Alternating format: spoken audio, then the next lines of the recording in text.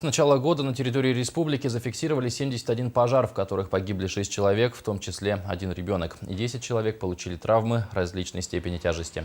Основными причинами возгораний становятся нарушение правил эксплуатации отопительных печей и нарушение правил при эксплуатации электрооборудования.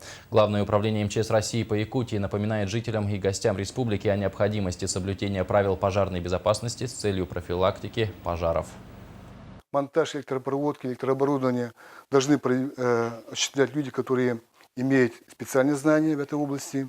Не реже одного раза в 5 лет нужно провести ревизию электропроводки, проверять сопротивление изоляции и соединение в жилах электропроводов.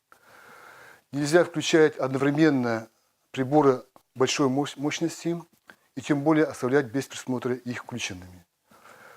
Что касается печей, отопительных печей, это кладку печей должны осуществлять специалисты, имеющие специальные лицензии, которые выдает МЧС России.